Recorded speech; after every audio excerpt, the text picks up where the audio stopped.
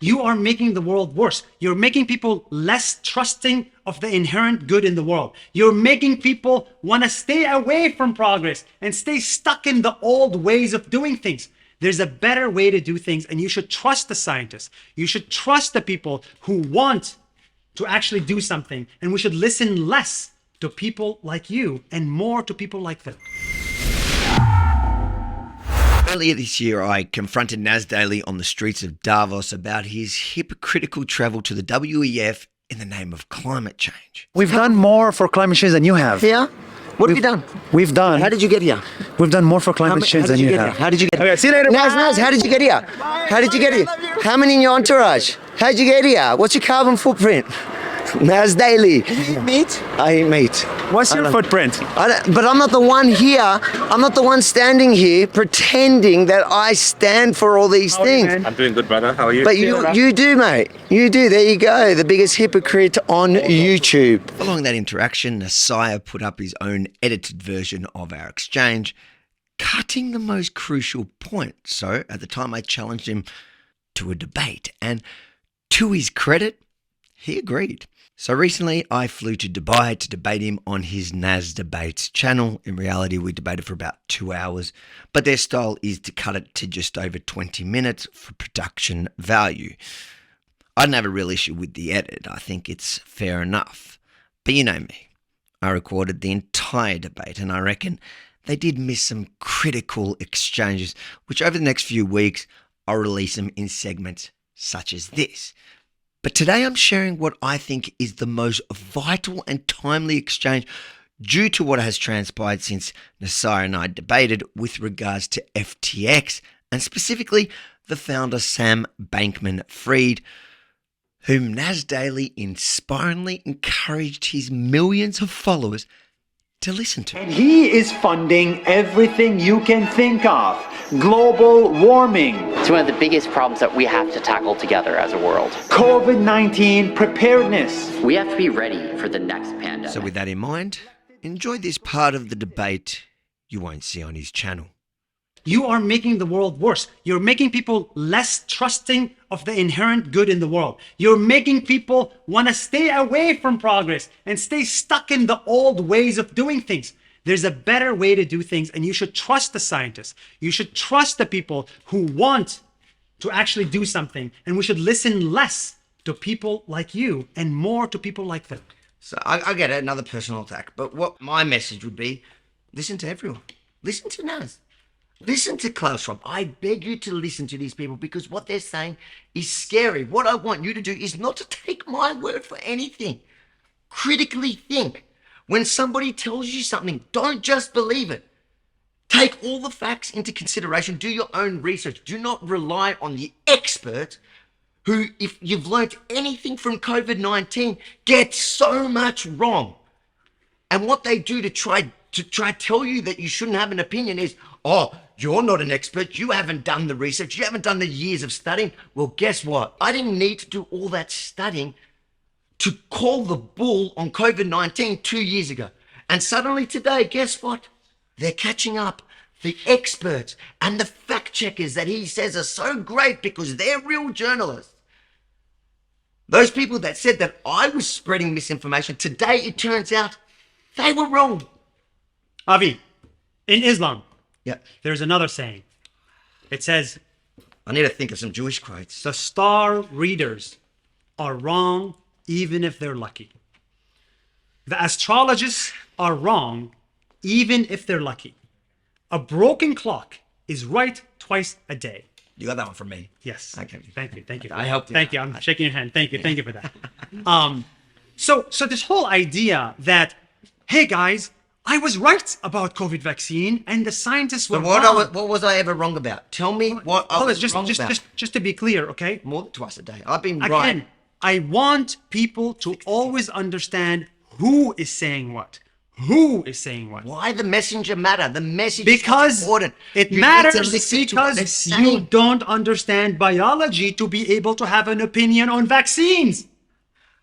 You are not the person you should be listened to when it comes to vaccine. It's as simple as that. This is not a personal attack. Who says what matters. So, I disagree. I think we should listen to everyone. And yes, you shouldn't. If I stand... If you have a problem with your heart, do you go to me to diagnose it? But what I'm saying to you is, give me one example that I've ever told anybody that they should listen to my medical advice. Never ever done that. My job as a non-journalist is to give people a voice. People that have been deplatformed by the elites that you're standing here to defend, and not once in this entire debate have you answered those issues. All you do is you go back to shoot the messenger. You're the messenger. The messenger's bad. Fine. You may think I'm the worst person on the planet. So, maybe if you got to know me, you might have a different feeling about No, we like you. But what I'm saying is, it's irrelevant. Even if I really was a bad guy, I thought of a good Jewish concept. I grew up ultra orthodox. I grew up in a family of 17 siblings. I'm number 10. And I remember this, I don't believe, I believe in God. I see him every morning in the mirror. No, that's a joke. Cut that. Put this in the debate.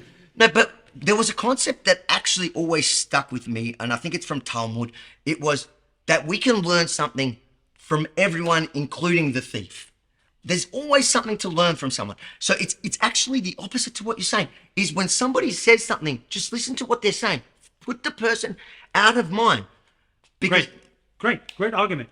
There's always something to be learned from everybody. I agree. I'm learning something from you.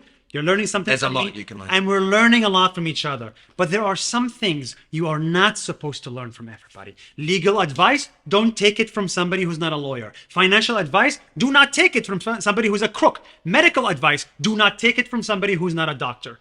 You are neither of these three things, Avi. That's why it is irresponsible to promote unfounded medical things about vaccines, unfounded medical things about law, about the way the world works. Avi, I will listen to you when it comes to many things.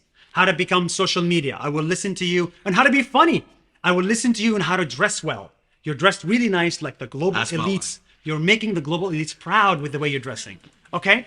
But I'm not going to listen to you when it comes to the world domination and politics and medicine and law. Hold on, you're conflating things.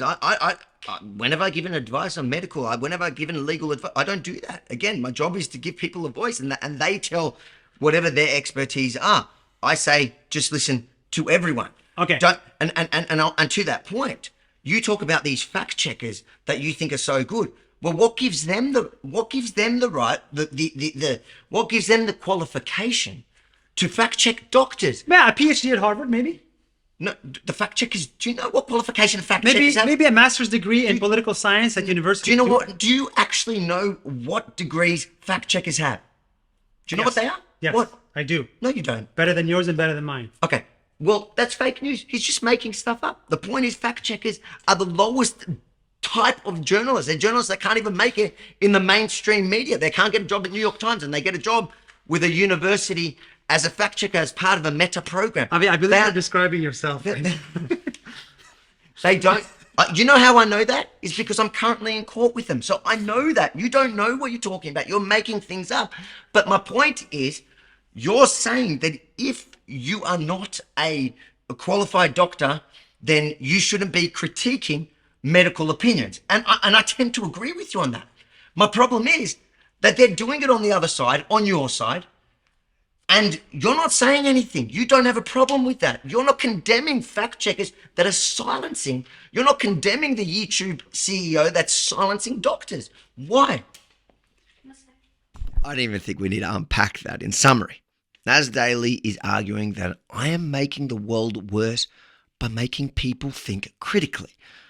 I reckon his millions of followers would have been grateful for my skepticism before they invested in FTX after he promoted the now disgraced crook. Financial advice, do not take it from somebody who is a crook.